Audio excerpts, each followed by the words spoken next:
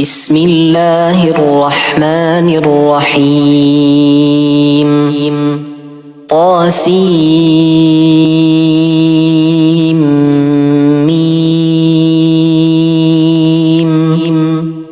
تلك آيات الكتاب المبين نتلو عليك من نبأ موسى وفرعون بالحق لقوم يؤمنون إن فرعون علا في الأرض وجعل أهلها شيعا يستضعف طائفة منهم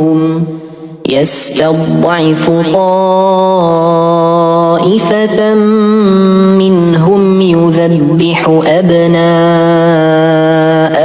ويستحيي نساءهم إنه كان من المفسدين ونريد أن نمن على الذين استضعفوا في الأرض ونجعلهم أئمة ونجعلهم الوارثين ونمكن لهم في الأرض ونري فرعون وهامان وجنودهما منهم ما كانوا يحذرون وأوحينا إلى أم موسى أن أرضعيه فإذا خفت عليه فألقيه في اليم ولا تخافي ولا تحزني إنا رادوه إليك وجاعلوه من المرسلين فالتقطه آل فرعون ليكون لهم عدوا وحزنا إن فرعون وهامان وجنودهما كانوا خاطئين وقالت امرأة فرعون قرة عين لي ولك لا تقتلوه عسى أن ينفعنا أو نتخذه ولدا وهم لا يشعرون وأصبح فؤاد أم موسى فارغا إن كادت لتبدي به لولا أن ربطنا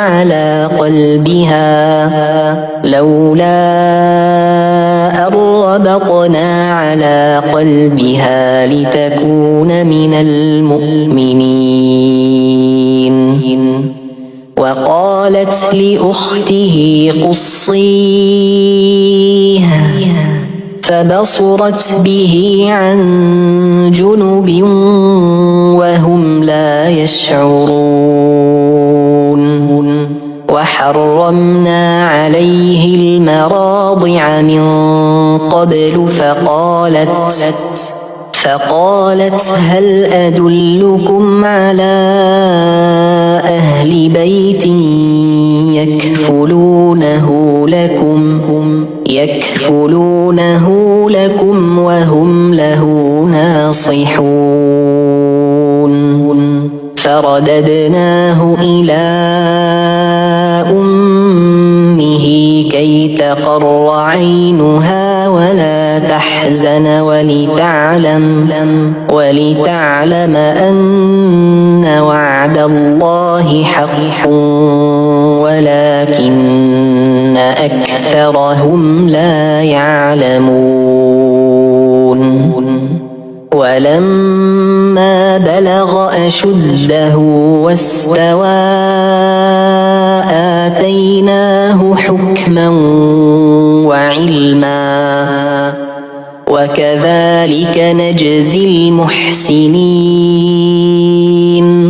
ودخل المدينة على حين غفلة من أهلها فوجد فيها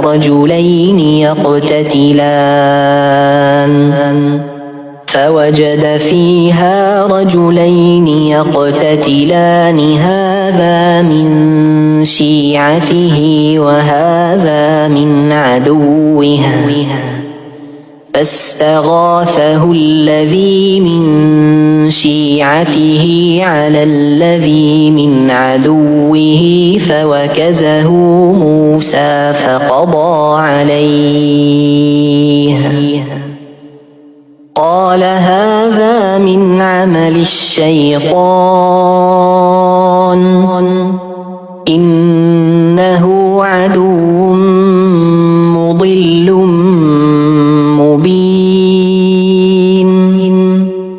قال رب إني ظلمت نفسي فاغفر لي فغفر له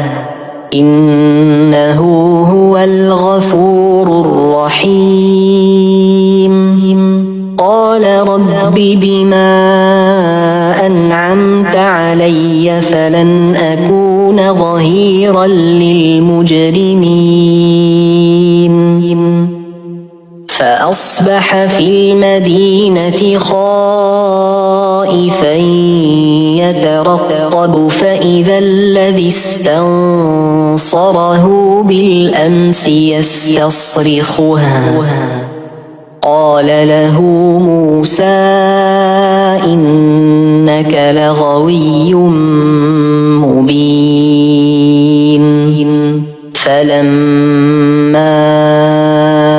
أن أراد أن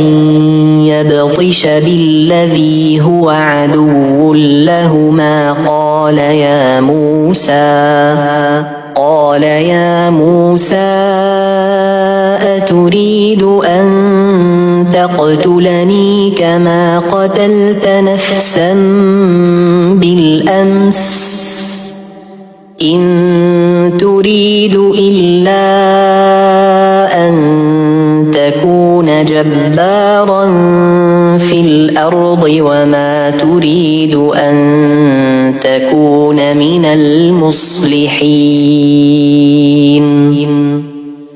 وجاء رجل من أقصى المدينة يسعى قال يا موسى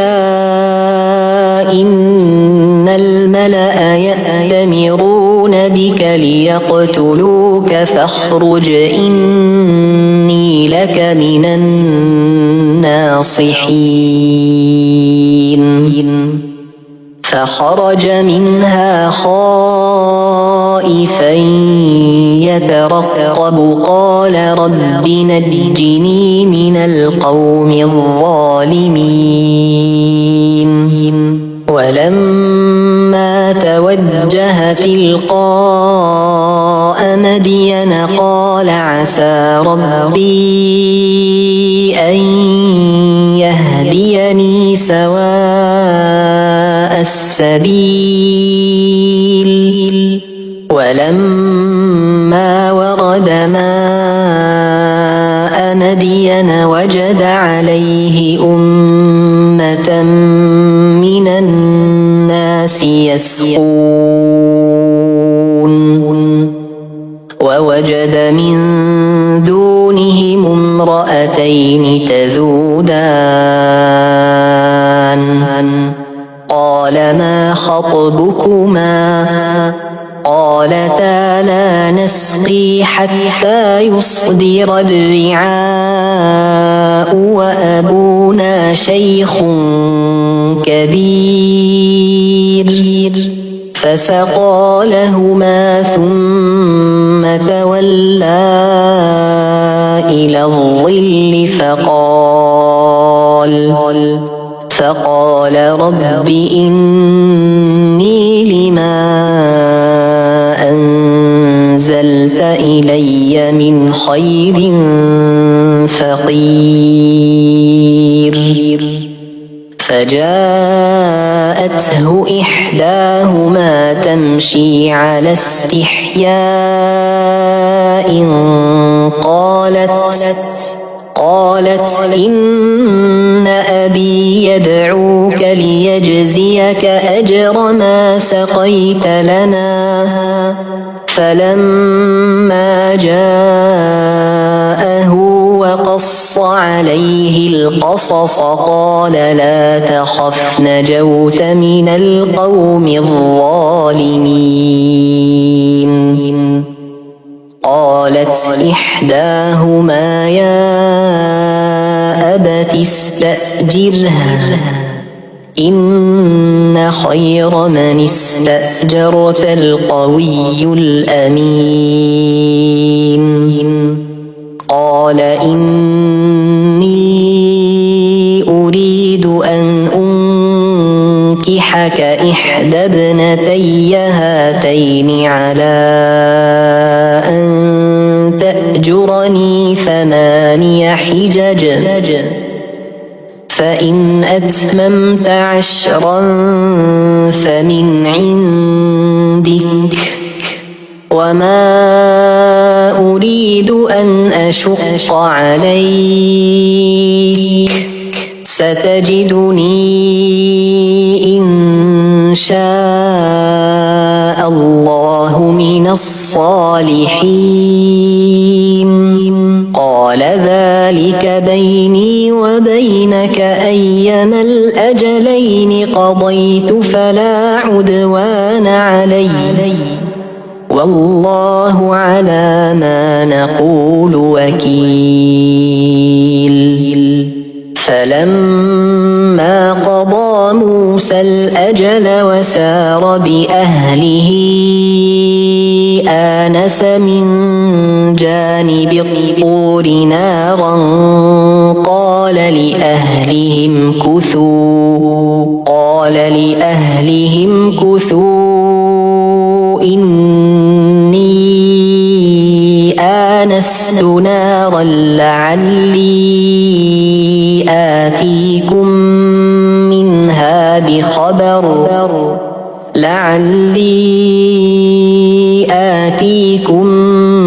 منها بخبر أو جذوة من النار لعلكم تصطلون. فلما أتاها نودي من شاطئ الوادي الأيمن في البقعة المباركة من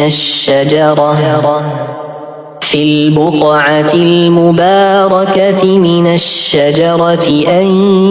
يا موسى إني أنا الله رب العالمين وأن ألق عصاك. فلما رآها تهتز كأنها جان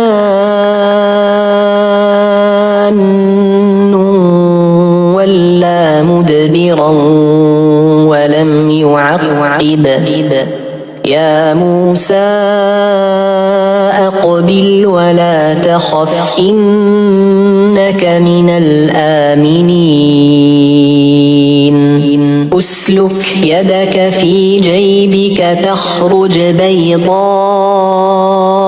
من غير سوء واضمم إليك جناحك من الرهب فذلك برهانان من ربك إلى فرعون وملئه إنهم كانوا قوما فاسقين. قال رب إني قتلت منهم نفسا فأخاف أن يقتلون وأخي هارون هو أفصح مني لسانا فأرسله معي يرد أن يصدقني إني أخاف أن يكذبون قال سنشد عضدك بأخيك ونجعل لكما سلطانا فلا يصلون إليكما بآياتنا أنتما ومن اتبعكما الغالبون فلما جاءهم موسى بآياتنا بينات قالوا ما هذا إلا سحر مفترى وما سمعنا بهذا في آبائنا الأولين وقال موسى ربي أعلم بمن جاء بالهدى من عنده ومن تكون له عاقبة الدار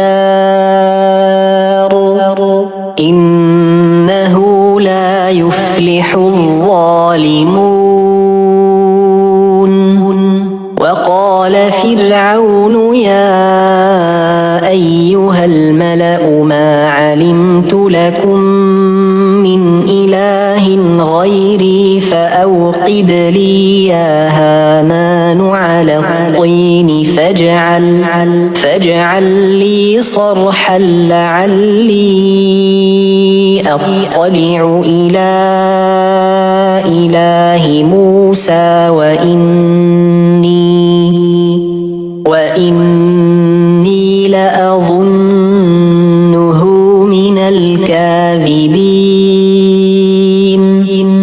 واستكبر هو وجنوده في الأرض بغير الحق وظنوا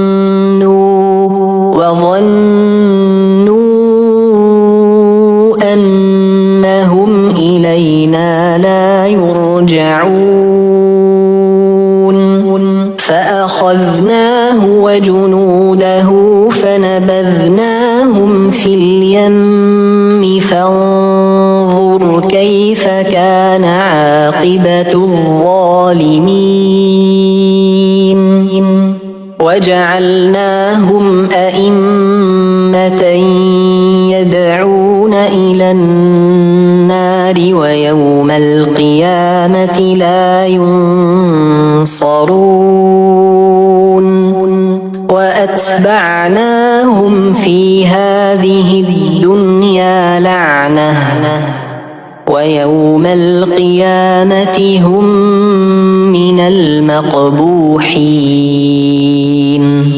ولقد آتينا موسى الكتاب من بعد ما أهلكنا القرون الأولى بصائر للناس وهدى ورحمة لعلهم يتذكرون وما كنت بجانب الغربي إذ قضينا إلى موسى الأمر وما كنت من الشاهدين ولكننا أنشأنا قرونا فتطاول عليهم العمر وما كنت ثاويا في أهل مدين تتلو عليهم آياتنا ولكننا كنا مرسلين وما كنت بجانب الطور إذ نادينا ولكن رحمة من ربك لتنذر قوما ما أتاهم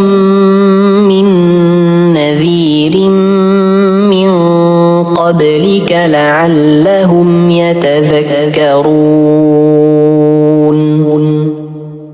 ولولا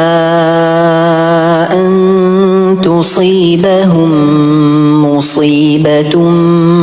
بما قدمت أيديهم فيقولوا ربنا لولا أرسلت إلينا رسولا فنتبع آياتك ونكون من المؤمنين فلما جاءهم الحق من عندنا قالوا لولا أوتي مثل ما أوتي موسى أولم يكفروا بما أوتي موسى من قبل قالوا سحران تظاهرا وقالوا إنا بكل كافرون قل فأتوا بكتاب من عند الله هو أهدى منهما أتبعه إن كنتم صادقين فإن لم يستجيبوا لك فاعلم أنما يتبعون أهواءهم ومن أضل ممن اتبع هواه بغير هدى من الله إن الله لا يهدي القوم الظالمين ولقد وصلنا لهم القول لعلهم يتذكرون الذين آتيناهم الكتاب من قبله هم به يؤمنون وإذا يتلى عليهم قالوا آمنا به إنه الحق من ربنا إنا كنا من قبله مسلمين أولئك يؤتون أجرهم مرتين بما صبروا ويدرؤون بالحسنة السيئة ومما رزقناهم ينفقون وإذا سمعوا اللغو أعرضوا عنه وقالوا لنا أعمالنا ولكم أعمالكم سلام عليكم لا نبتغي الجاهلين إنك لا تهدي من أحببت ولكن الله يهدي من يشاء وهو أعلم بالمهتدين وقالوا إن نتبع الهدى معك نتخطف من أرضنا أولم نمكن لهم حرما آمنا يجبى إليه ثمرات كل شيء رزقا من لدنا ولكن أكثرهم لا يعلمون وكم أهلكنا من قرية بطرت معيشتها فتلك مساكنهم لم تسكن من بعدهم إلا قليلا وكنا نحن الوارثين وما كان ربك مهلك القرى حتى يبعث في أمها رسولا يتلو عليهم وما كان ربك مهلك القرى حتى يبعث في أمها رسولا يتلو عليهم آياتنا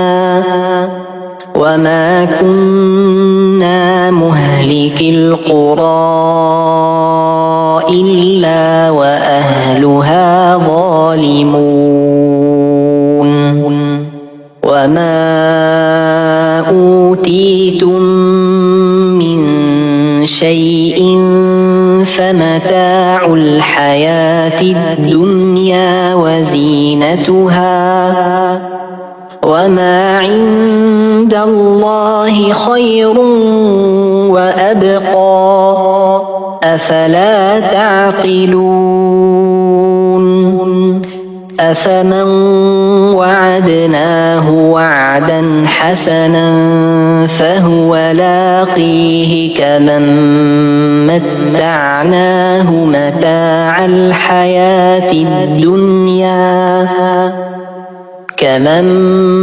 متعناه متاع الحياة الدنيا ثم هو يوم القيامة من المحضرين ويوم يناديهم فيقول أين شركائي الذين كنتم تزعمون قال الذين حق عليهم القول ربنا هؤلاء الذين أغويناهم كما غوينا تبرأنا إليك ما كانوا إيانا يعبدون وقيل ادعوا شركاءكم فدعوهم فلم يستجيبوا لهم ورأوا العذاب لو أنهم كانوا يهتدون ويوم يناديهم فيقول ماذا أجبتم المرسلين فعميت عليهم الأنباء يومئذ فهم لا يتساءلون فأما من تاب وآمن وعمل صالحا فعسى أن يكون من المفلحين وربك يخلق ما يشاء ويختار ما كان لهم الخيرة سبحان الله وتعالى عما يشركون وربك يعلم ما تكن صدورهم وما يعلنون وهو الله لا إله إلا هو له الحمد في الأولى والآخرة وله الحكم الحكم وإليه ترجعون قل أرأيتم إن جعل الله عليكم الليل سرمدا إلى يوم القيامة من إله غير الله يأتيكم بضياء أفلا تسمعون قل أرأيتم إن جعل الله عليكم النهار سرمدا إلى يوم القيامة من إله غير الله يأتيكم بليل من إله غير الله يأتيكم بليل تسكنون فيه أفلا تبصرون ومن رحمته جعل لكم الليل والنهار لتسكنوا فيه ولتبتغوا من فضله ولعلكم تشكرون ويوم يناديهم فيقول أين شركائي الذين كنتم تزعمون ونزعنا من كل أمة شهيدا فقلنا هاتوا برهانكم فعلموا أن الحق لله وضل عنهم ما كانوا يفترون إن قارون كان من قوم موسى فبغى عليهم وآتيناه من الكنوز ما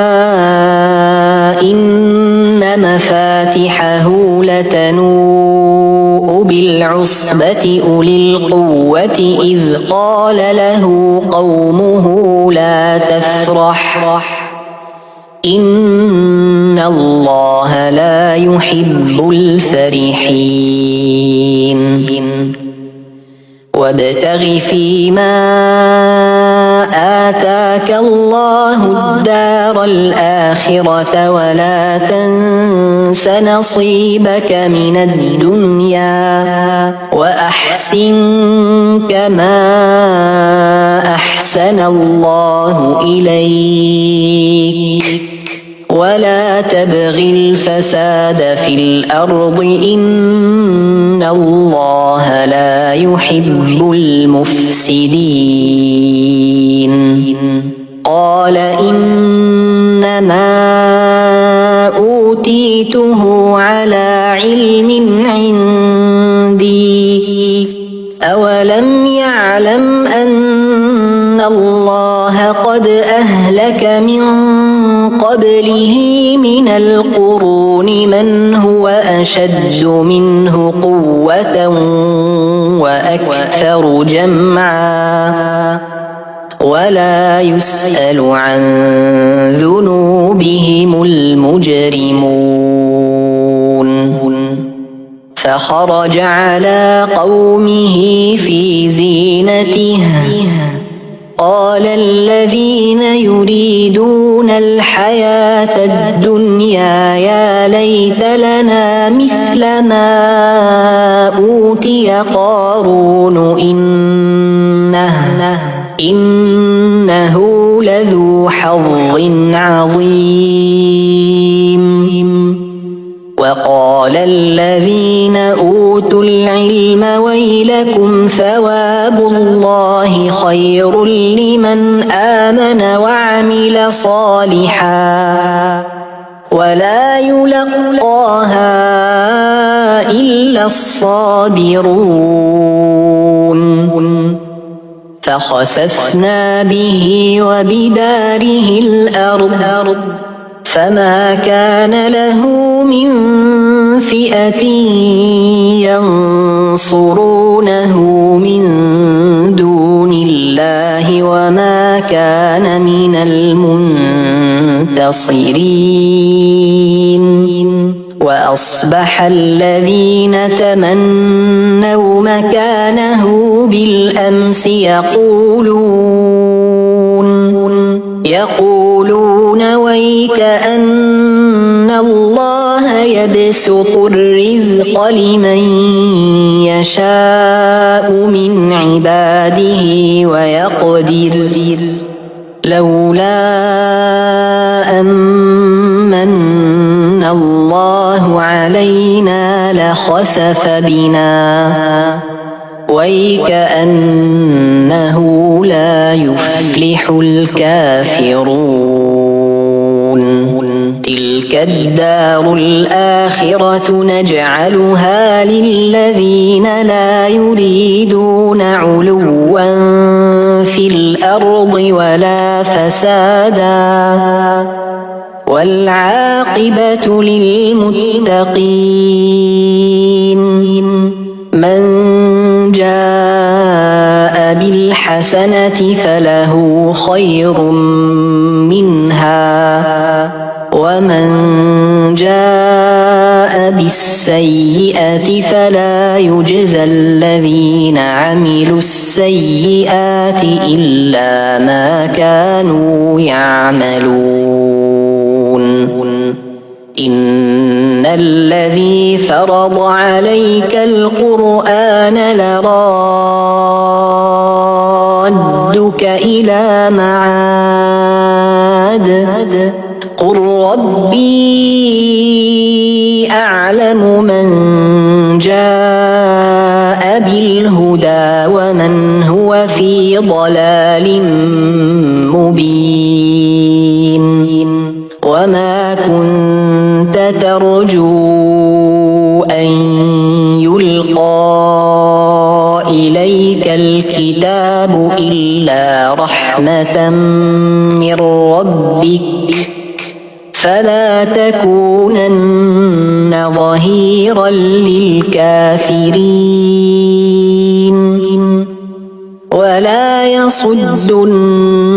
عن آيات الله بعد إذ أنزلت إليك وادع إلى ربك ولا تكونن